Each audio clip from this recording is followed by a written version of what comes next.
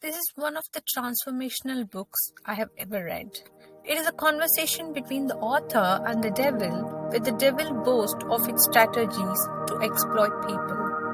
Devil is not the red thing with the scary teeth, horrible mouth, no. It is the negative thought pattern that occupy people's mind, causing their misery. Devil works through its tools of fear and doubt. What if my friend doesn't like me? I'm too old. I can't do it. These seeds of fear and doubt grow so much in people's mind that they lose their independent thought and action.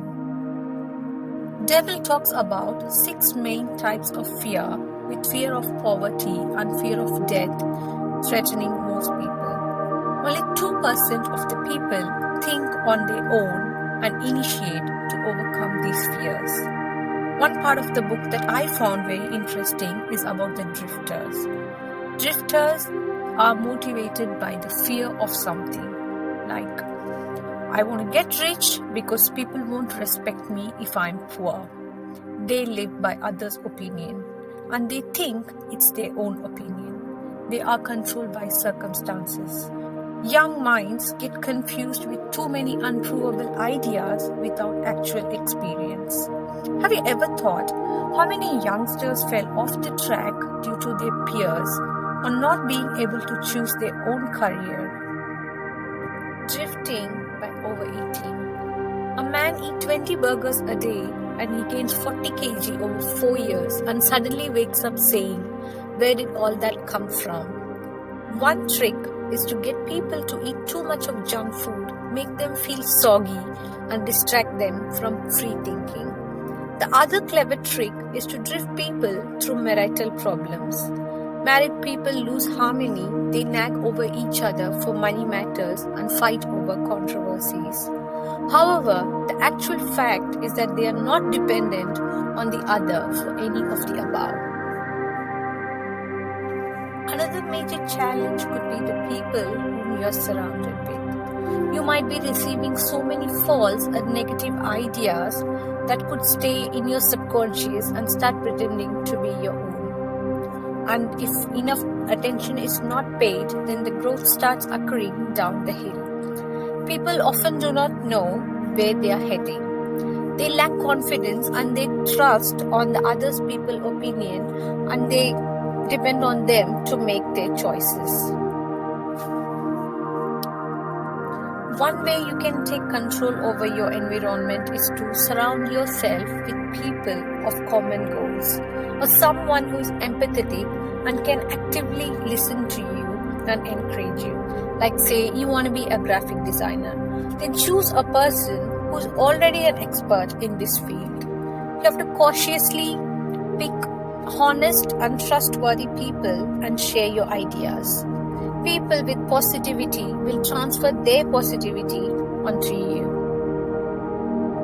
Then comes the fear of losing. This is where people's mind is filled with too much of desire. They toil all their life to accumulate a lot of material things and then they end up with the fear of losing it. They always live with the fear and are stuck. Learning journey starts by outwitting any such aspect that lies in you and stop you from growing. Constantly watch the quality of your thoughts each and every moment in your life and make sure they are aligned with your goals. Being a part of the society, there are certain norms that we are expected to satisfy, like getting a job, earning money. At the same time, the inner child inside us wants to do something else, like it wants to become a photographer. And we might get an idea from somebody that it wouldn't give us a lot of money and pushing us into a conflict. But that idea is only half true. Any idea is only half true and half false. You could earn money from any profession, author, designer, business. You just have to make sure how much you exactly want. People would say lots. Lots is only a relative term. Be specific with numbers, like say 5k, 10k. Ikigai is a highly helpful Japanese model that explains the art of finding stability to lead a happy and a purposeful life. The secret is to get a meeting point where these both needs could be met. Never accept anything that is forced on you and be sure to make a choice of your own. Hale then talks about non-drifters in the next section of his book. Non-drifters, they are independent thinkers who use their own willpower and determination. They know exactly what they want and they are constantly working towards it. They are fully inspired and they inspire everyone around them. They are ready to give and they don't worry about getting. The major difference between a drifter and a non-drifter is that a non-drifter chooses to use his own mind. Drifting is something that's happening unconsciously. Breaking drifting is a voluntary action. If you're ready to put in enough time and commitment, then you can surely break the pattern. It starts with tuning your rhythm of thought for life-serving purpose. Now, the people who are already dominated by fear are going to feel more fear when they hear this. The whole point is to think if your fears and doubts are really valid. Everyone is trying to constantly battle over their fear and doubt. This is the universal problem. You are not alone. Definiteness of purpose. Having a definite purpose is to decide what you exactly want to be, being specific. To put another example, don't say you want to reduce weight. Say, I want to reduce 5 kg in 1 year. As you say this to yourself, your logical mind is going to give you 100 ways why you can't have it. Like, I don't have time, I don't feel like it. Stay with it and keep the desire burning. Have a set of minor goals before attaining a major goal. Everyone who did anything great in this world always had a starting point. Starting point is to know where you want to go. Then take action by designing a plan.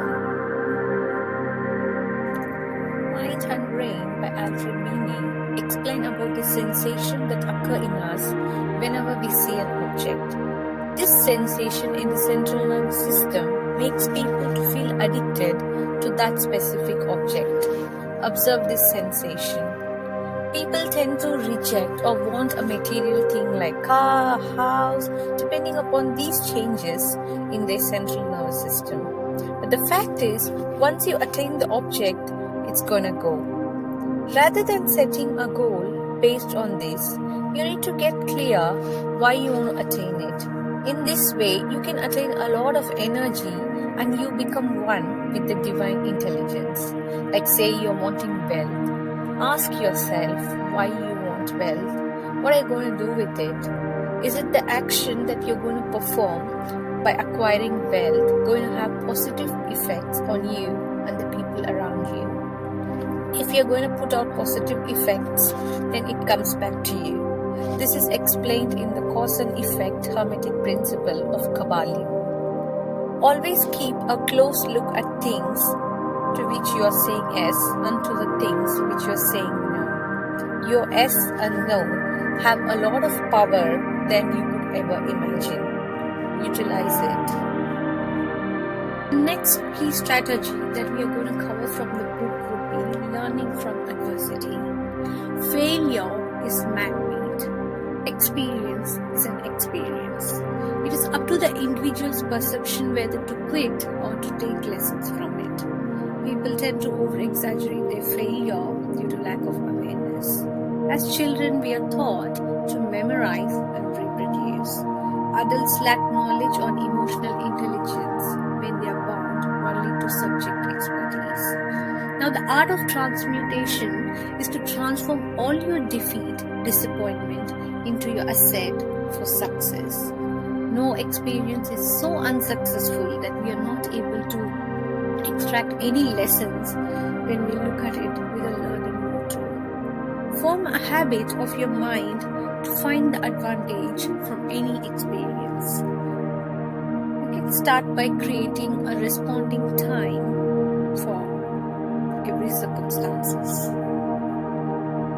The next key is to budget your time, as it's the most cheapest and the most expensive asset we all have. Organizing and using it purposefully is a prime skill to increase your effectiveness.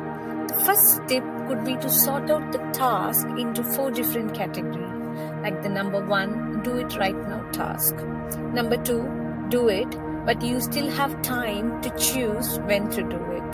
The third one is a non-mandatory task, and the fourth one is a do it later task. When you perform towards your goal, if you're stuck with any task, then leave it for 1 or 2 days. Simply don't think about it. This will give time for your subconscious to work on it, and you'll be able to have a fresh idea when you come back to it. Another point would be, when you're setting a time limit towards your goal, try to set a realistic one. Have a long-term outlook and set aside time for enough breaks. An essential step is to keep your conscious mind at happy and a peaceful state, irrespective of what happens in day-to-day life. Observe if your conscious mind is getting into doubtful and anxious pattern that could distract you. The last strategy that we are covering in the book is about the caution. It is to stay watchful over your desires, mainly for self-expression. People often go around and share their ideas without even knowing why they are doing it. So keep your ideas to yourself and choose the people carefully with whom you are discussing it. Expressing opinions to anyone and everyone can invite you a flock of related problems, like the people whom you are depending might not even have any knowledge about it, or they haven't even thought about it. The next thing is not to mistake fear for caution. This is where people on one level, they have a goal, and on the other level, they tend to be overdoing caution, which in reality could be stopping them from where they want to go. Remove all your doubts and fear once for all. You have to simply believe that you can get it and keep believing that you can, not changing your direction for any reason.